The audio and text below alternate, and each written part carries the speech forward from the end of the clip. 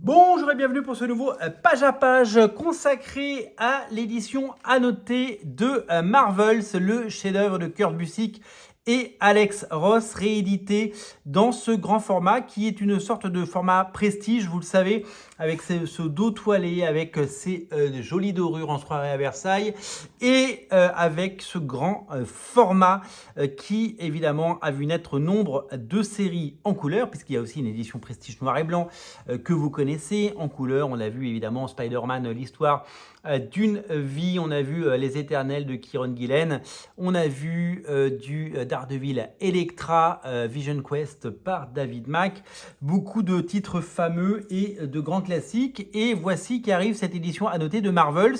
Vous savez, Marvels, c'est une mini-série en 5 parties, et cette mini-série qui est éditée dans la partie sombre est accompagnée de bonus exceptionnels. C'est l'adaptation évidemment d'une sortie publiée par Marvel aux États-Unis, et comme Marvel fait partie des très grands classiques et c'est un chef-d'œuvre, c'est l'occasion de redécouvrir ce récit qui date, je crois, de 1994, écrit par Kurt Busiek. Je peux citer quelques titres de Kurt Busiek. Il a fait les Avengers, il a fait le crossover JLA Avengers, il a fait pas Captain America, il a fait Superman avec Carlos Pacheco.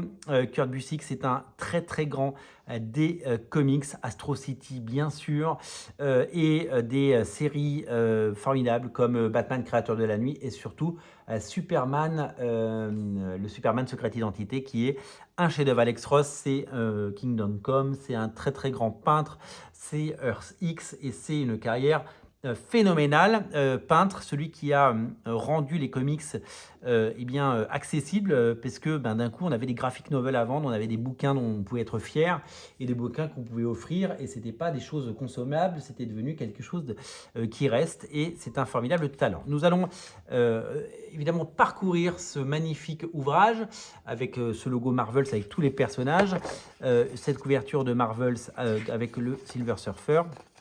Et attendez, j'ai sauté une page. Les crédits avec un Captain America qui virevolte, un avant-propos par Giorgio Crico, et l'épisode 0.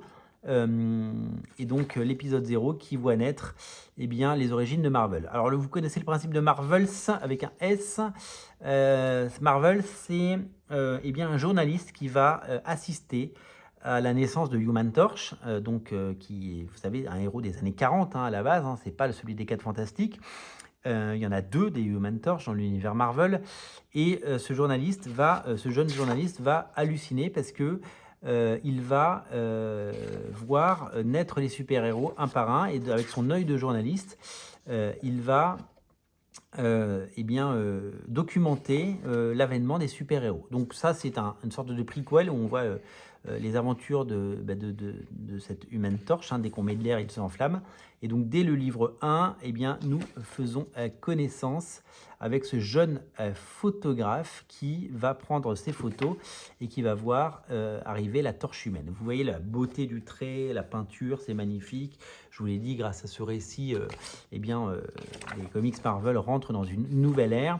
Et donc, nous allons assister à tous les événements qui ont parsemé l'univers de Marvel, même avant Marvel, parce que la torche humaine, l'arrivée de Namor, l'arrivée de Captain America, c'est avant la naissance de Marvel tel que nous le connaissons. Ces héros étaient édités par d'autres éditeurs, et ils ont tous été agrégés ou agrégés, je ne sais pas comment on dit, dans l'univers Marvel, et donc ça a donné l'univers Marvel tel que nous connaissons avant la création des 4 Fantastiques, des X-Men et de tous ces personnages. Donc l'attaque de New York par Namor, le prince des mers, et bien sûr ce héros, la torche humaine, qui évidemment a fait rêver des générations entières de lecteurs. Et donc tout ça, c'est documenté, puisque c'est d'un point de vue humain, un point de vue terre à terre, donc de journalistes, de gens qui habitent New York, donc qui prennent des photos et qui documentent l'avènement du nazisme, notamment aux États-Unis, puis la naissance de Captain America, qui devient une figure qui combat le nazisme. Et on voit ces documentaires en noir et blanc qui nous montrent que ces héros ont pris part à la guerre, à la Seconde Guerre mondiale, pour libérer le monde libre. Et donc on parcourt donc ce destin, et en même temps on va suivre le destin de ce photographe qui va se marier et qui va vivre sa vie et qui va voir arriver tous ces phénomènes à travers l'œil d'un humain, à travers l'œil de voilà. Donc l'attaque d'Atlantis avec New York qui est totalement inondée. Regardez la beauté de ces peintures, c'est sublimissime. Et donc voilà, donc toute cette première partie, c'est vraiment les années 40 avec donc voilà, il va perdre son œil. Donc il n'aura plus qu'un œil pour la suite de la saga. Donc ça c'est vraiment la partie années 40 avec Namor, et puis il y a la partie donc combat contre le nazisme avec Captain America, Bucky, la Torche Humaine et Toro, et Namor qui a rejoint le camp des gentils. Le livre 2 c'est les années 60 avec l'arrivée, donc là on a Captain America qui est là et qui est bien là. Et l'arrivée des Avengers. Voilà, on n'est pas encore sur les X-Men, mais on est sur les années 60, l'arrivée des Avengers. Et lui, donc, dans son journal, il voit naître les Avengers, il va arriver, émerger ces héros. Et donc, il va prendre des photos, documenter, et puis il va y avoir les X-Men qui, eux, du coup, font peur, parce que les super-héros sont, eux, lumineux, et ce sont des héros, et les mutants font peur parce qu'ils sont génétiquement modifiés, incontrôlables, et certains sont là pour en découdre. Donc ça va être une véritable plongée dans tout l'univers Marvel qu'on va avoir au fil voilà. Donc c'est le génie de Kurt Busiek d'avoir imaginé cette histoire en 1994. Hein. Il était bien en avance sur son temps et il avait envie de marquer l'histoire, et c'était un tout jeune scénariste. Les 4 Fantastiques, le mariage des 4 Fantastiques, bien sûr. En fait, c'est tous les grands moments de Marvel qui sont illustrés. L'arrivée des Sentinelles, donc ces nouvelles menaces, et puis à chaque fois les histoires de famille, puisque tout a des relations avec la famille. L'arrivée du Silver Surfer et plus tard de Galactus, vous allez voir, c'est fabuleux. L'arrivée de Spider-Man, toute cette histoire de l'Amérique, toute cette histoire de Marvel Comics qui est racontée d'un autre point de vue et de la plus belle des façons. Voilà, les 4 Fantastiques qui sont là. L'arrivée de Galactus qui, bien sûr, il y a une image de Galactus qui est totalement dingue. Il y a énormément de splash page. Donc là, pour le moment, c'est... Voilà, regardez Galactus comme c'est incroyablement beau. Pour le moment, on est vraiment sur l'histoire telle que vous la connaissez. Parce que ça a été édité, c'est disponible toujours dans la collection best-of de chez Panini en version française. Hein. Vous pouvez avoir le même album pour 24 €. Celui-là, c'est une édition donc grand format, toilé, limité, un tirage unique, et qui a vocation à être un beau cadeau. Et en fait, c'est un peu pour les gens qui connaissent déjà l'histoire et qui ont envie de la redécouvrir. Donc ces pages-là, vous les connaissez peut-être déjà, peut-être que vous les découvrir. Voilà, l'arrivée de Spider-Man qui grimpe, Spider-Man par Alex Ross, Luke Cage, et donc tous ces héros qui, un par un, arrivent et chamboulent le quotidien des New-Yorkais et le quotidien des gens. C'est une sorte de plongée assez méta dans l'univers Marvel, puisque c'est l'univers Marvel raconté par Marvel. Et voilà, et Gwen Stacy va y avoir ces épisodes poignants de la mort de Gwen Stacy, parce que c'est vraiment tous les highlights de l'histoire de Marvel, c'est vraiment les choses qui ont jalonné les grandes sagas, ce combat du bouffon vert et de Spider-Man, et Gwen Stacy qui a le cou cassé, et voilà, c'est vraiment quelque chose de particulièrement poignant de voir tout ça. Et donc les X-Men, voilà, donc ça, en fait, l'histoire s'arrêtait là. En 2019, ils ont fait une sorte de conclusion avec les X-Men, avec cette scène de John Byrne revisitée par le fabuleux Alex Ross, et donc pour montrer un petit peu plus, parce que les X-Men, c'était un peu les parents pauvres de la première version de Marvel. C'est comme les X-Men avaient pris de l'importance en 2019, pour célébrer le succès de Marvel, ils avaient revisité tout ça, et donc on y voyait évidemment tous les grands moments de l'époque Marvel. Voilà. Et donc là se termine bien l'épisode que vous avez pour 24 € en best-of, et là c'est toute la partie à noter qui est la grosse partie, et donc ça reprend page à page et ça reprend épisode par épisode. Il y a les cases, et elles sont toutes annotées par Kurt Busiek qui nous raconte où est-ce qu'il allait chercher voilà, ce plan-là, ça vient de ce comics-là. Ce plan-là, il vient de ce comics-là. Donc, comment ils sont allés puiser chez Marvel.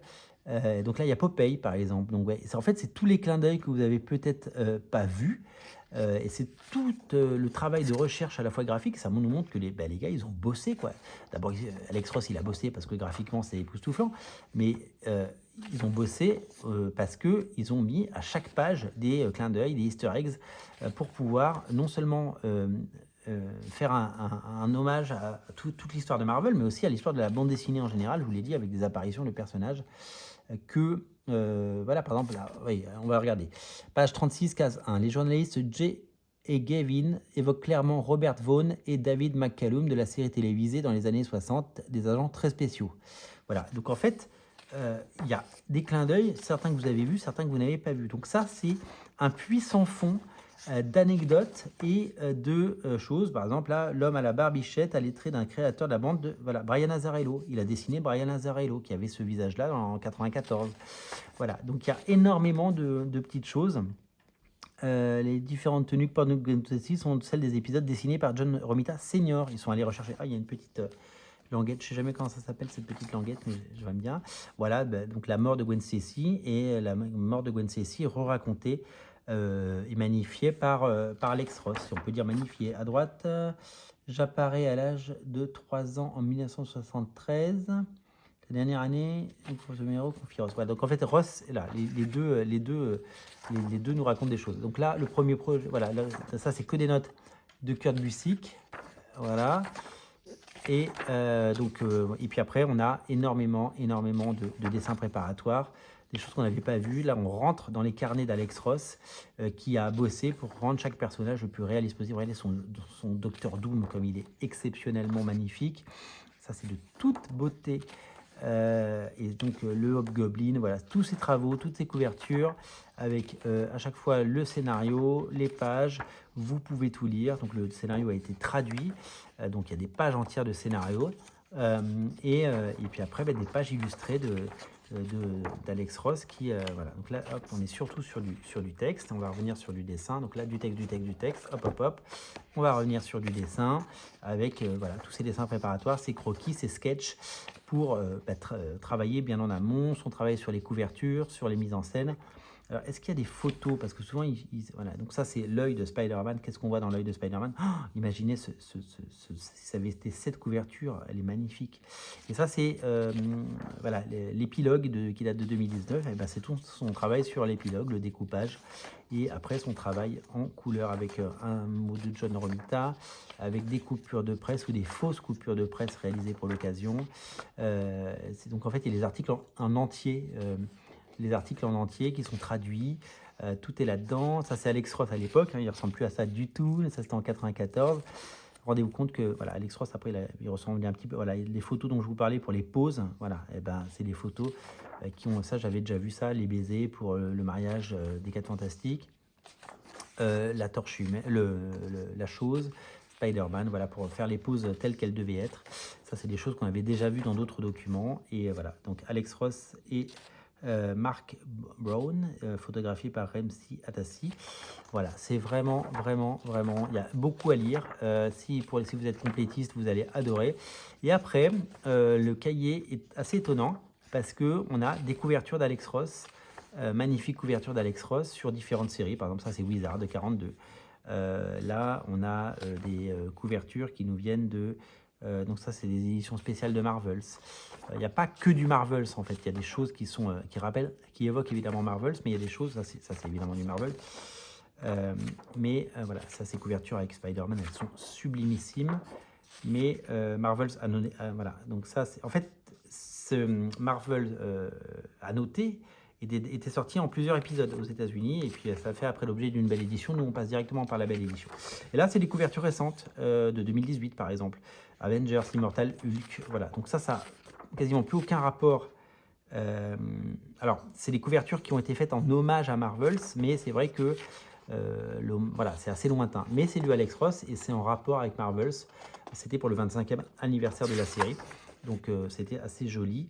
Et ça, c'est un hommage de Mark Brooks. Magnifique hommage de Mark Brooks, de Daniel Acuna, parce qu'il y a d'autres auteurs, David Mack, bien sûr, qui ont rendu des hommages à Marvels. Donc il n'y a pas que du Alex Ross, mais il y a d'autres auteurs qui ont rendu des hommages. Carlos Pacheco, le regretté, Adi Granov, Léline Francissiou, bien sûr, Nick Bradshaw, Alan Davis, que des grands noms qui ont tous rendu un hommage poignant à l'époque dans toutes les séries. Gérald Parel, Greg Smallwood, Tom Coker, que j'adore, Tom Coker, Marcus Martin, bien sûr, Clayton Crane, Yasmine Poutry, Simone Bianchi, Phil Noto, C'est bien parce que je ne savais pas toutes ces couvertures. J'étais passé à côté de tout ça. Donc c'est une magnifique édition.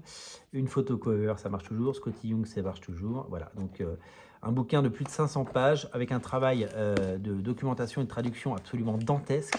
C'est véritablement super chouette et c'est quelque chose de particulièrement savoureux. Voilà pour cette version annotée de Marvels de Panini Comics par Alex Ross et Kurt Busiek. Un magnifique ouvrage que vous trouverez, un ouvrage à offrir aux amateurs et aux collectionneurs. Si vous êtes fan de Marvel, c'est bien, vous pourrez plonger dans cette édition. Et je vous dis, si vous voulez l'édition simple, elle existe toujours. Vous pouvez la commander et vous pouvez la demander à votre libraire qui doit l'avoir ou qui doit pouvoir vous la procurer. Merci d'être aussi nombreux à regarder ces émissions. Moi, je vous dis à très vite pour un nouveau page à page et n'oubliez pas de vous abonner pour n'en rater aucun. Salut!